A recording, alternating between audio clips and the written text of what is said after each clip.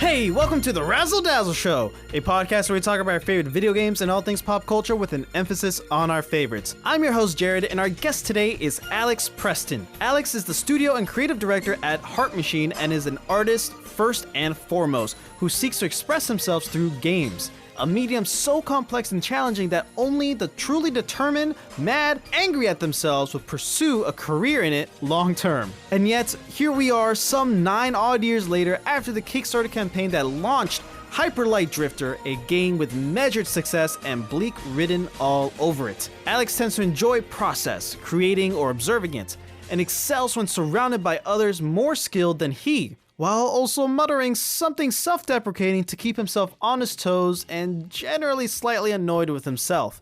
That loudmouth. Heart Machine has grown a fair bit over the years, and he credits that to the kind people who decide that they want to lend their time and talents to the wild whisperings of a starry-eyed cave dweller. Typically, you'll find Alx talking, drawing, or writing, all things that he heard were cool at some point, and likely from a stranger that seemed trustworthy and bullish enough to be convincing, and never looked back. Next week of the release of this episode is the 9th anniversary of Hyper Light Drifter, and Hyper Light Breaker just came out for early access, and we are here to talk to Alx and celebrate. Please let us know what you think about this episode somewhere on the internet, and be sure to follow us on Instagram at Razzle Dazzle Show, on TikTok at Razzle_Dazzle_Show, on Blue Sky at Raz-Show-Pod, and on X, formerly known as Twitter, at Raz_Daz_Pod. And with all that being said, it is Razzle Dazzle time. Hello, Alx. Thank you so much for being on the show. How are you today? You know, I'm okay. I'm here. All right. Hey, as long as you're having a good time, then I am too. A quick Kickstarter question before we get to the nitty-gritty. What color lightsaber would you like to have, and what color do you think the Force will give you? Oh, pink is good. Like a neon pink? Yeah? Yeah. Okay, a pink lightsaber. I love it. All right, so let's start at the beginning. Can you tell me, where did you grow up, and how would you describe the musical background of your childhood? Yeah, I grew up in Southern California. I'm from Hawaii originally, but we moved when I was very young. And so mostly a SoCal kid. Grew up with a lot of Beach Boys and Beatles and classic rock stuff like Led Zeppelin. And then, you know, a lot of West Coast rap as well was like a big part of it. You know, not exactly childhood, but a little later on in like, you know, early teens and stuff like that. So just very beachy vibes then. Very standard California stuff. Beachy vibes, yeah. And old pop music. Did you have any instruments in the household growing up? Did you play any? We had a piano, you know, and guitars and things like that. So, well, my brother was the one that played seriously, but we'd all fiddle around on whatever we could. Right. Do you remember the first band or musician that really got your attention when you were young? I really loved the Beach Boys because my mom loved them, and so that was good. That was a good starter for us when I was super young. And then I think Michael Jackson really started to hit like my sister and I when we were that age. Like, oh wow, pop music, cool, and listening to Thriller and whatever else. So that was a big part of the formative years. We'd like record ourselves on tape singing over parts of the song, which was very silly. Yeah. Yeah, very bad singing, but you know, it was still fun. Do you guys still have copies of that? Oh gosh, probably shoved somewhere in a closet. Did you ever have the Thriller jacket? Did you ever want that? No, you know, it's one of those jackets that looked cool, but I think in reality isn't that cool. Like you think about the Akira jacket, where it's like everyone wants the Akira jacket, and no matter who makes a version of it, it's just like it's never actually as good as the thing in the cartoon. So right, yeah, understood. Okay. It's red, and it's like it's kind of too short, and you know it's got these big, like the Thriller jacket. It's just like it fits practical for that, you know, little short movie that they made, but I don't think it would wear well in real life. Do you remember the first physical music you've owned that was yours? CD, record, whatever? Yeah, we had, just like a lot of other people, we got one of those catalog services. What was it called? Whatever House. Do you remember those? Oh gosh, they were back in the 90s. They were all the rage, where you could get like big discounts on CDs and everything. And so we got to order a few different albums every month because we like subscribed to the service. My first one was We had Bush. Not what was the album before Greedy Little Fly? Whatever their first album was, I forget right at the moment. And Alanis Morissette on CD, and then Megadeth for some reason. I thought Megadeth would be cool. It had a cool album cover. Turns out Megadeth, not a great band. Right. And these are things you ordered to keep, right? You don't have to like send it back. Yeah. What I'm thinking of is like old Netflix, where you ordered the CD or the DVD and you had to send it back. No, you ordered it to own it. So Gotcha. You would like fill out the catalog and mail it in, and they'd send it to you like a month later. Oh, we had No Doubt, Tragic Kingdom. That was a really good album too. That was mine. I wanted that album. Right. All right, understood. So this is so cool.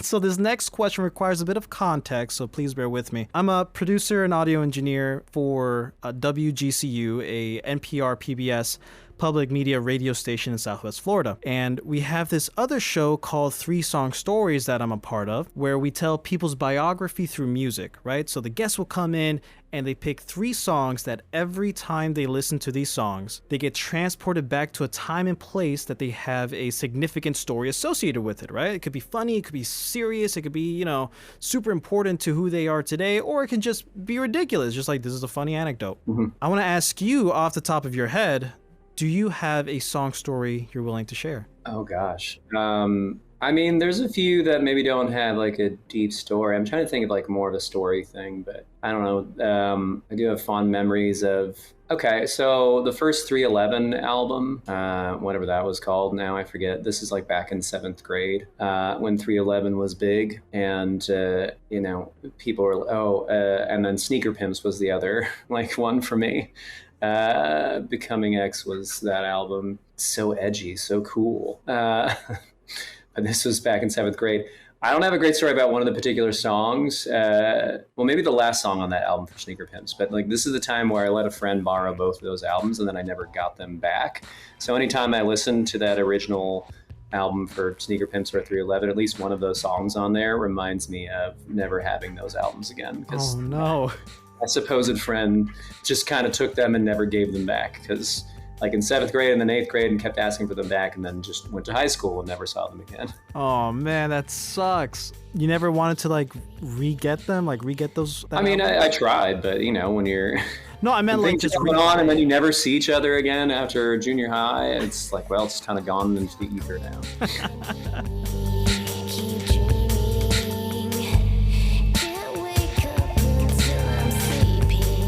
And how does that song fit into your life today, if it does? It's just whenever I listen to it, I'm reminded of, oh, right, 7th grade and not having those albums anymore. I still own a lot of my own original CDs from forever ago, somewhere, again, shoved into the closet, but I'll never own those again. You don't want to seek them out again? No, I don't really love physical media anymore. Wow. Okay. Is there any reason to that? Just trying to declutter life. Fair.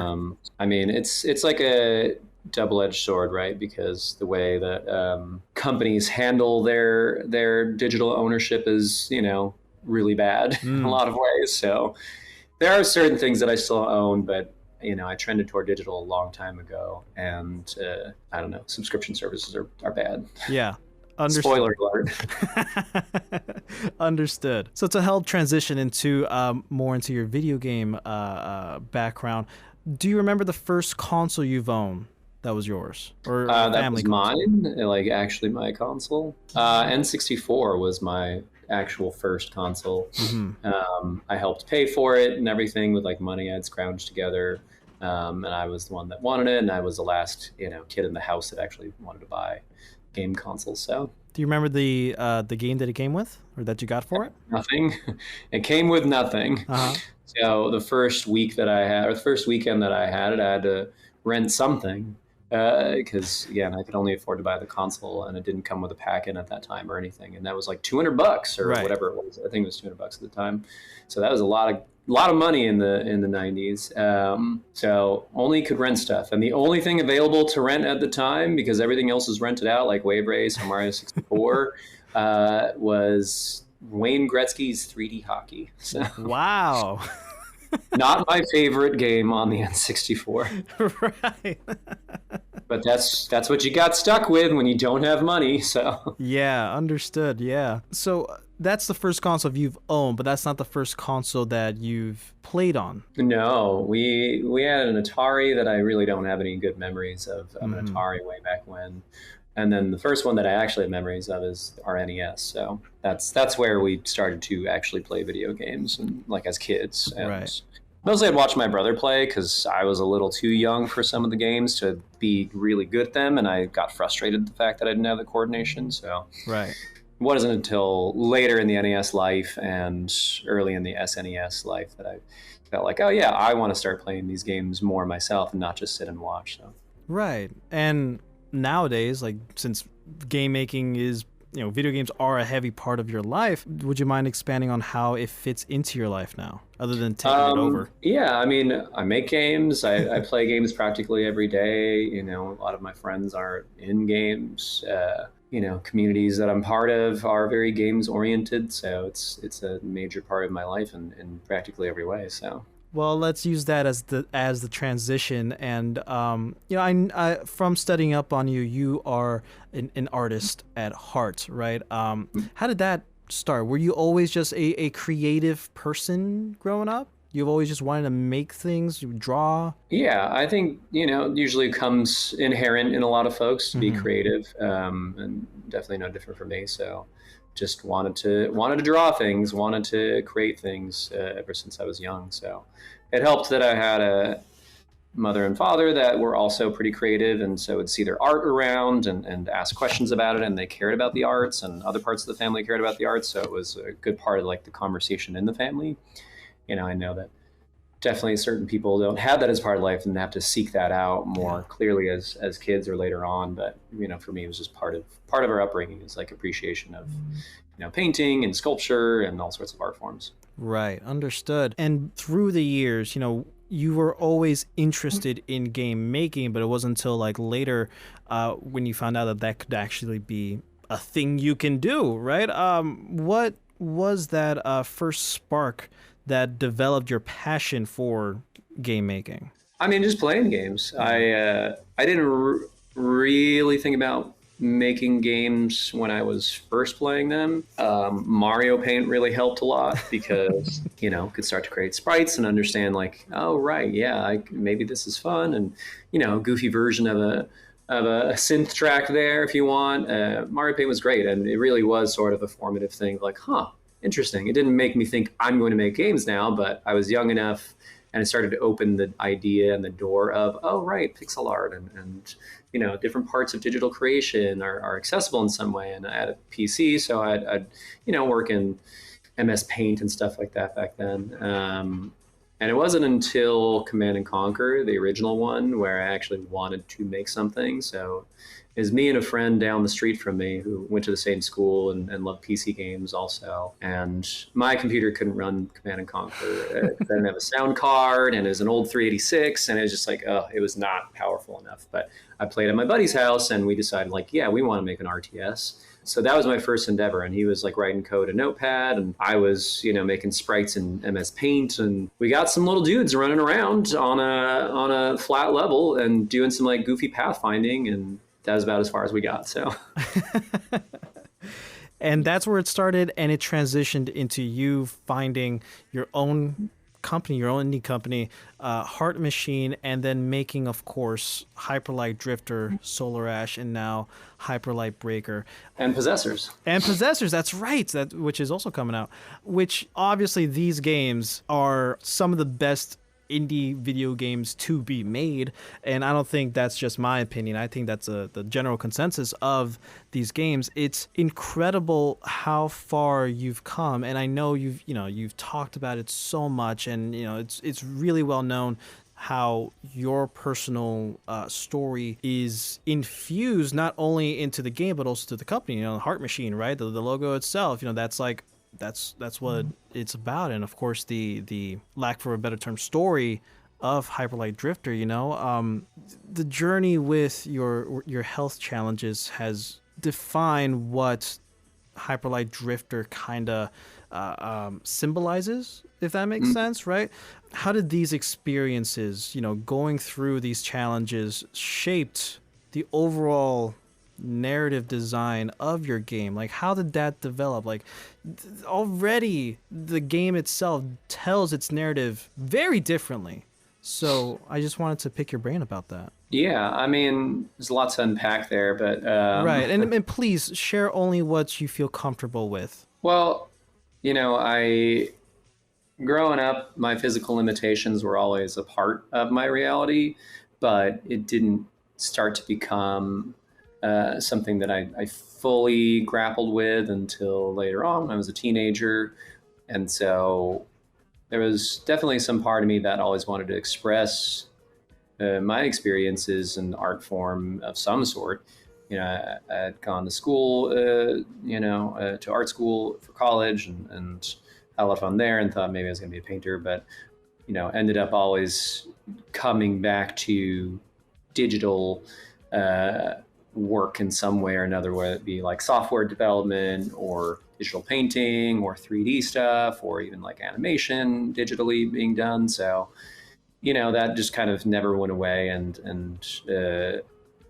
I think later on in my 20s, figured, as I was doing a bunch of freelance stuff and not very satisfied with it, that maybe I should try actually making a game now. That felt like there was enough tools out there that were accessible to a novice, to an amateur, in those fashions, and friends that I had that could also help out in some way or another, so I didn't have to do it all myself.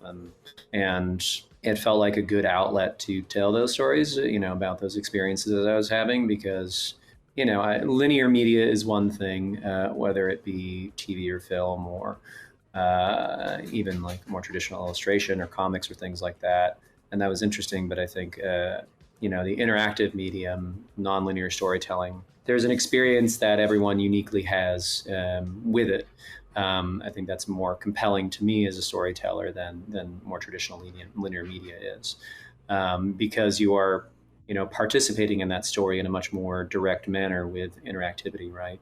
And so how you traveled through a world, and what things you felt about these characters, or enemies that you're fighting, whatever else, that creates your own story. And so there's, I think, a sense of ownership in games that ends up happening for the audience that's a lot more powerful, in my view. Yeah, powerful is a good word, because these games that you've made really, for the audience like me, right? First playing Hyperlight Drifter, already I was grabbed by the aesthetic, the pixel arts, the neon, right? Like all that stuff I vibe with automatically. Even the music, right? By Disaster Piece, everything about it really, really vibes with me. But with a game that doesn't approach storytelling in the traditional sense of just dialogue or VO or whatever, it really made me, or forced me to really pay attention. Super Metroid, I know it's a big influence with environmental storytelling, right? And that's something I absolutely love. I love Metroidvanias. I am a big Zelda fan. I have a Zelda original NES cartridge blanket here. It's cold in the studio. Anyways, It was cool. But yeah, it really forces me and hundreds upon thousands of other people who've played this game to really pay attention and be like, okay, what is going on here, not only in the story, but like even further, kind of meta, I guess, right? And I first got exposed to the game before I even knew about you and who you are and why'd you make this game. And after I did more research, looked into it, learned more about you, like, 8 years ago when the game came out, 9 years ago, it really opened my eyes to be like, oh, okay, you can tell stories in more ways than just like, here's a pretty world with some lore. No, you can tell your story through this interactive piece that everybody else can also have their own way of interpreting it. And it is a masterpiece. Like, I cannot stress enough how much this game really shines on how unique it is. I'm sure you hear this all the time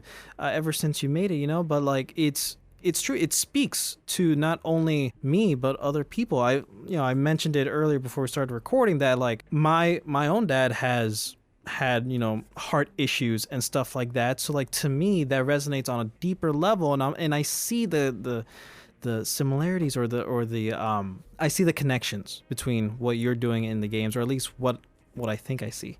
Anyways, Sure. I'm blabbering, right? I'm sorry. Your personal journey has clearly been the profound influence on your work. Can you also share like how these experiences shaped the themes of Drifter and of course the rest of the games? I mean, it's a lot darker in a lot of ways. Yeah. Because of that stuff. So, when you experience some pretty awful things throughout life, I think you have a tendency to maybe look at the world a bit differently and then want to express those experiences. And if they are maybe not so pleasant experiences, it's hard to express them otherwise. Right. They're dark themes about death and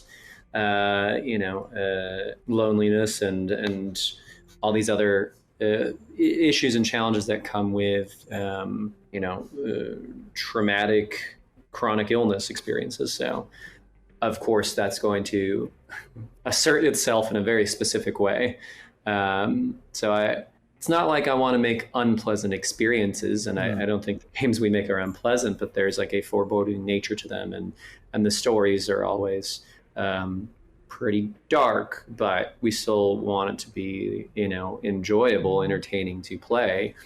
But I never want to make something where somebody walks away and feels like they didn't have some impact imparted on them in some fashion or another on the story side of things. So, and I think impact can come in different ways, right? But for me, again, it's the more bleak side that I trend towards, because that's just been how my life has gone. Right. Understood. Do you have any piece of advice or mantras that keeps you motivated when the creative process gets tough at all? I think for me, I don't really have any particular sayings or motivational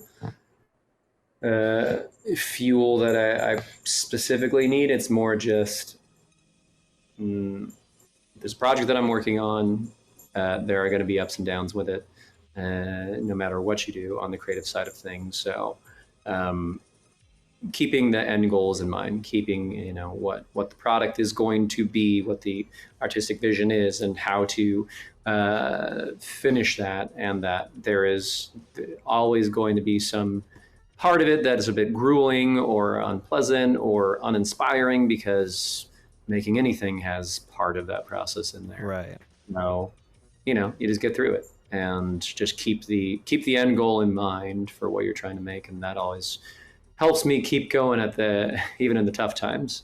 Right. And and you already touched upon this next question, but reflecting on that, how do you feel between games, the narrative, how your narrative has evolved through them, and what do you hope players take away from these experiences? Well, there are definitely particular parts of these games, and speaking more specifically about Drifter, those stories that I would like them to understand. Solar Ash was more clear in some ways because it had actual dialogue and written words, so that's a little easier to just say certain things right directly to the audience rather than trying to infer particulars. But I think even for both those titles, there's a weight and a heaviness to those worlds that I think is important, that I always want to make sure comes through in some way or another.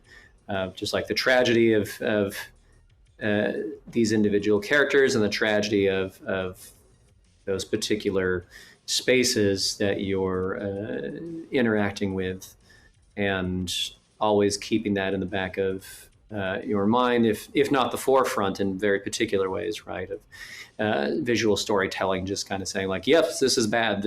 These people died here, and this was very bad. But that should have like a sensation in the back of your mind, even when it's not explicit, so that you feel it in some way or another. And what you walk away with is that feeling of intensity and tragedy in some fashion or another.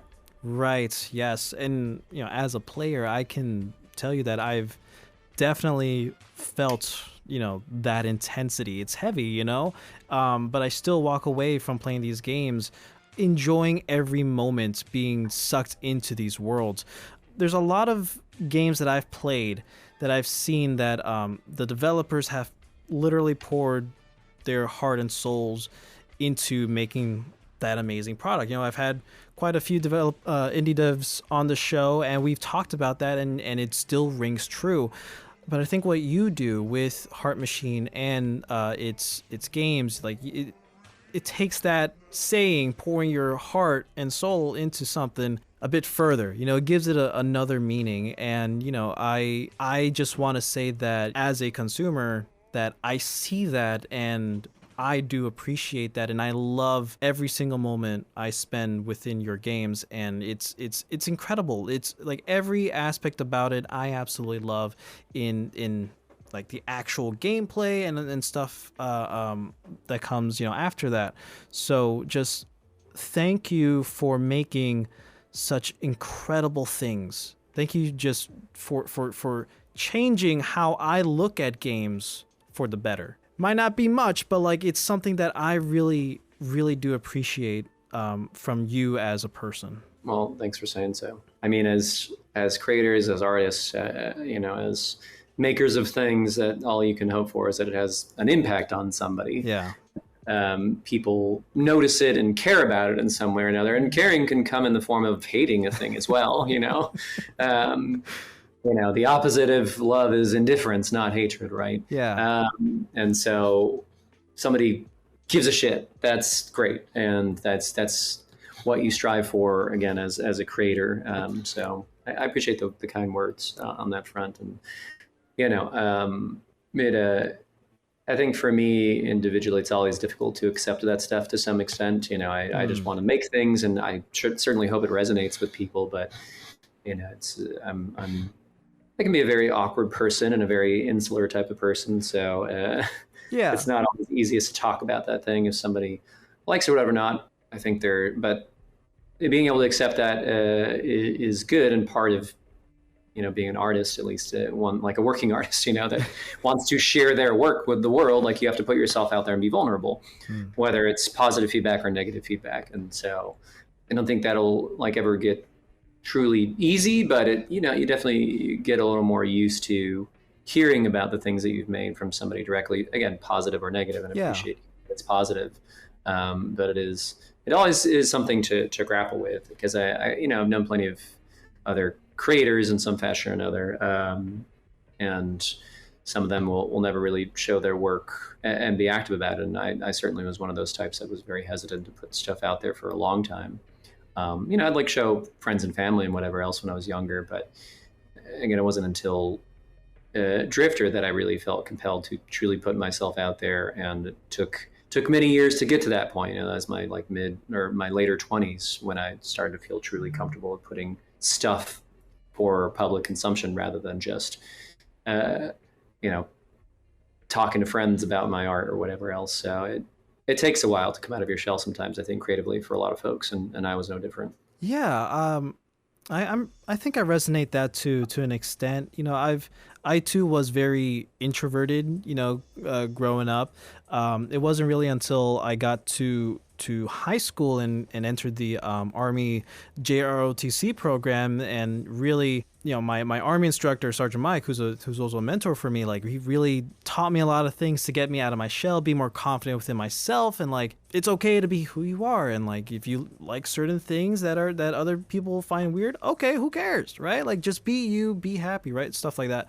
So with that, like, if I hadn't come out of my shell, I wouldn't have the confidence to like do this show that I've been doing for like 5 years now, and I wouldn't be able to talk to you or like to anybody else, right? Like, having my voice, having this interaction, not only with the people I'm trying to connect with, but also for like broadcasting it to the entirety of the internet. You know, that's kind of, if you really think about it, scary, right? Like, it's super scary. Yeah. And, yeah, go ahead. Sorry. No, I'm go ahead. I was agreeing. It's super scary.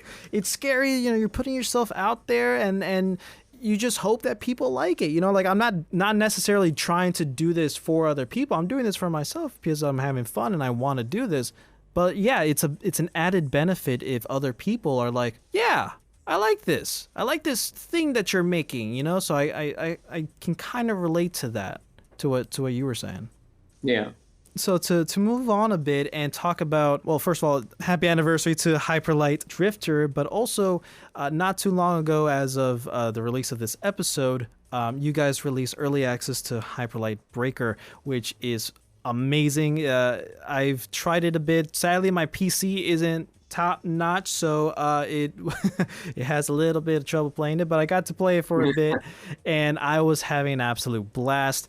And just to talk about that for a little bit, just because it's relevant, what themes or emotions are you hoping to capture in Breaker that might differ from or build upon what was explored in Drifter? Sure.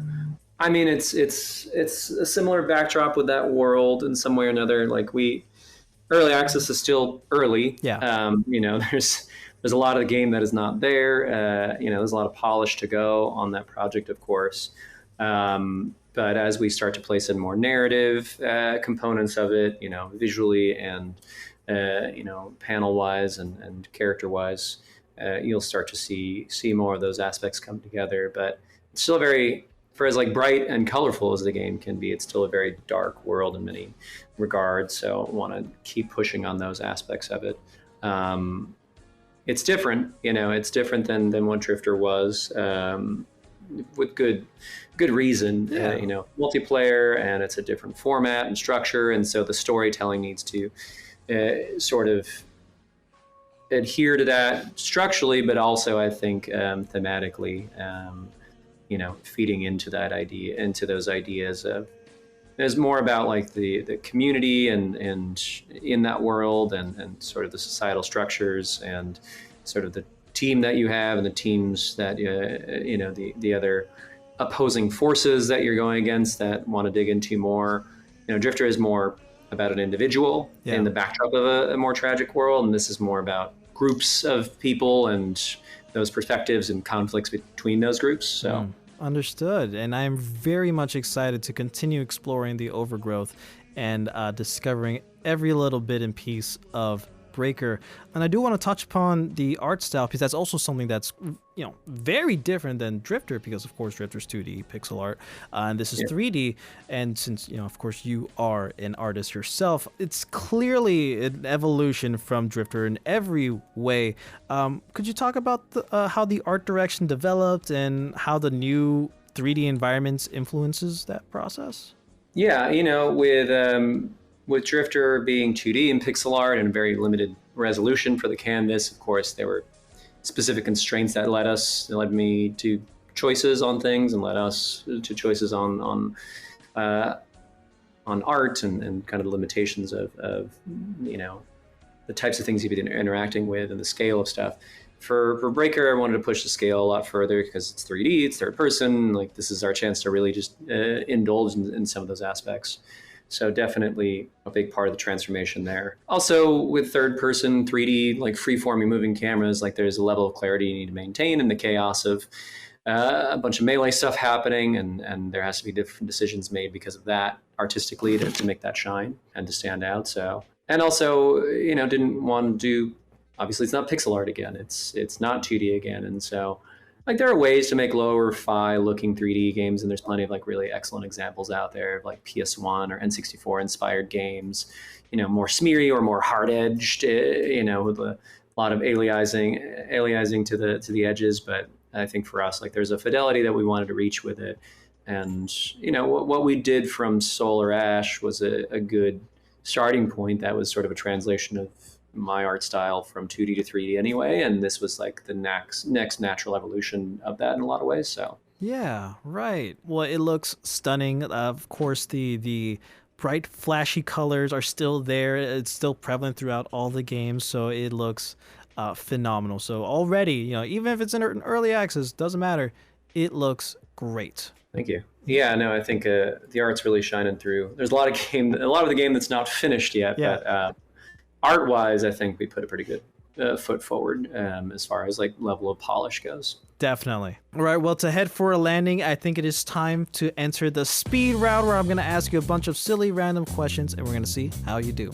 You ready? Sure. All right. If you were the final boss in a video game, what would your title be? I don't know. Sad. Sad husk.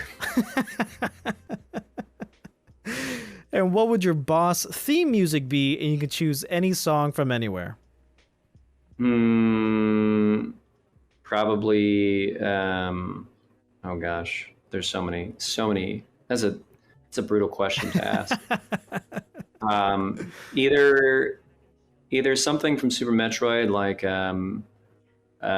Mother Brain's boss track. Wow. When she's standing up, throwing beams at you. That's a really brutal theme song. I love that one. Or in Yoshi's Island, there's a great final boss theme song when you fight Bowser Jr. or Baby Bowser, not Bowser Jr. Baby Bowser. That's a super compelling song as well. Understood. Yeah, those are great choices. If you were a superhero, what would your name be? And follow up, what powers would you have? I don't know if I'd have a name. I feel like being a superhero, be quiet about it. Like you don't want to announce yourself. And either something like being able to stop time, because that's always the ultimate power. Yeah. Or like go back in time a little bit, or like see the future a little bit, so at least you can predict things or navigate things. Or some form of immortality and imperviousness. So. Understood. Okay. If you can live in the world of your favorite childhood show, movie, or video game, which one would it be and why? So yeah, I've had this discussion with people on the game side of things. It's like, name me a world that has like a really cool power structure in games that isn't a nightmare and you would hate living in, because they typically don't exist. Right. And it's like usually you're playing in games of like awful worlds and you have these cool powers in like really screwed up places. And I think that's true for a lot of these mediums. Like, I wouldn't want to live in like Lord of the Rings world. That sounds terrible. It's all war torn and full of orcs and whatever else. They're trying to kill me constantly. No, thank you. Same thing with like any Final Fantasy. It's like, oh, the world's going to end in all these devastating ways. Like, no, thanks. Cool power systems. Like, oh, I'm good. I don't need to live there. I would honestly probably live in like I would want to live in like the most chill world. And I don't know what that is. Like Nights into Dreams, maybe? Is that world chill? You can fly in that world, right? And I don't think it's war torn. It's weird and like kaleidoscopic and upside down and stuff, but at least you can fly. And I don't think there's a bunch of murder happening in it. So my go-to is always Pokemon. Oh, Pokemon seems also kind of insidious to me. It's like like if you read the lore in that series, like there's a bunch of weird future tech and like Pokemon gods and just like disturbing facts about like what happened in this world. What was happening to create these events, to have these Pokemon come about and to have these technologies come about to address this? I don't know. There's something funky there that I don't trust about Pokemon.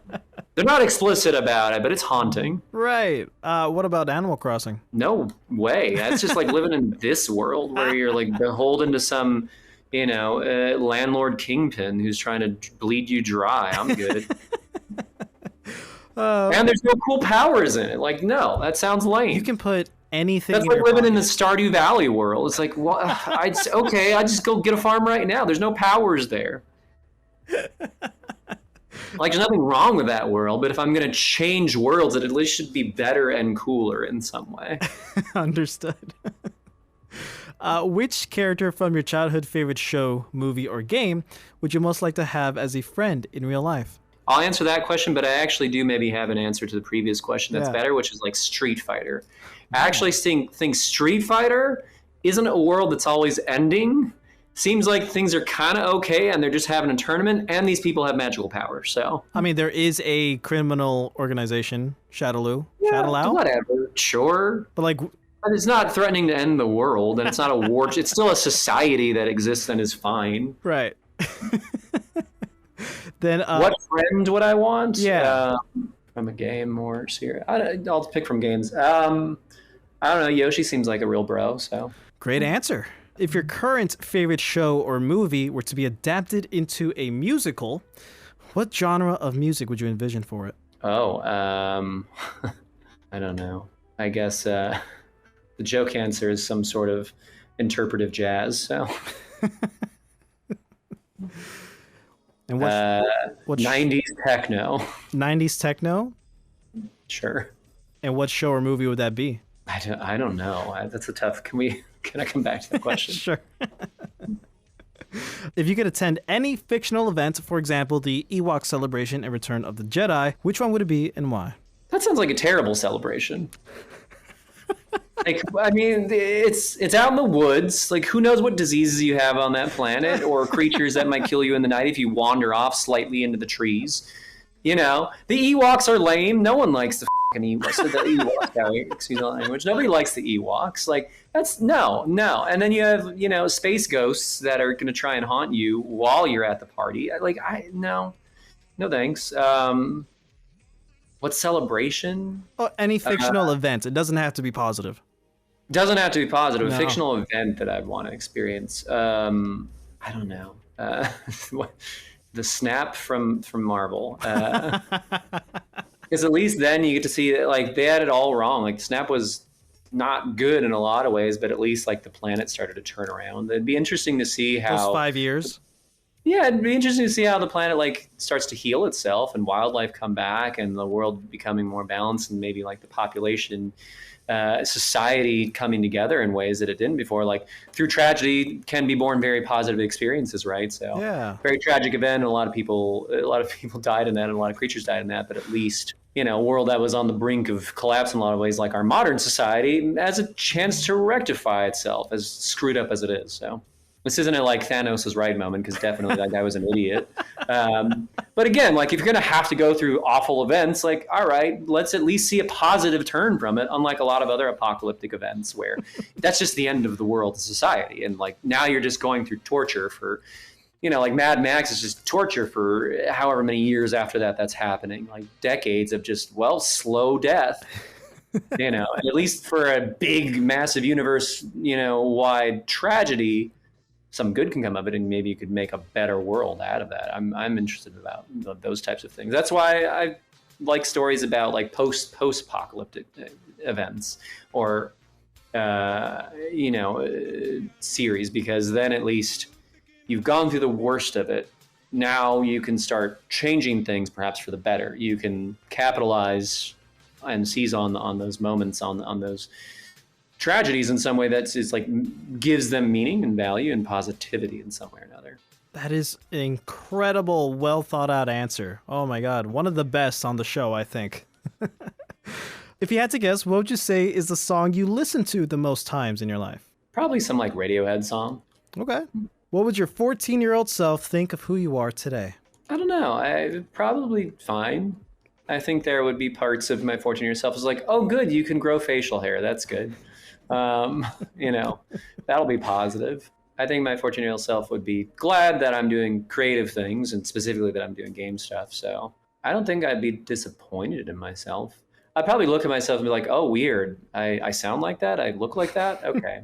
It's hard to see yourself, right? Even when you look in the mirror, even if you look at recordings of yourself, it's still like hard to really see yourself. So being able to, I think coming face to face, anybody coming face to face themselves, regardless of what their circumstances are, it's going to be a perplexing experience. Gotcha. Okay. Well, it is now time for you to recommend 3 people that you're going to share this episode with when it comes out, that you think they'll be a good guest on the show, if you can kind of help me get them on the show, if you think they'll say yes. I don't know if I have 3 people, but definitely I think if you're like, this is more audio music oriented, like you should try reaching out to like Joel or who works on Breaker and on the audio side, or even Rich Freeland, Disaster Piece, who might be interested to come on and talk about these things with you. That'll be awesome. Yeah, we'll do what we can to get them on the show. Thank you for that. Do you have any final thoughts? No, just, go pick up Breaker if you can. Know that it's still very early access, so hope that people can enjoy it, even though it's of mixed quality in areas, and know that we're continuing to work on and improve it, and hope you can join us for that journey. Awesome. Well, thank you so much, Alx, for taking the time out of your very busy schedule to be on the show. I very much appreciate every single second that I've had talking with you, and it's honestly a dream come true for me, because I've been a fan of your work for so long, since it released 9 years ago now.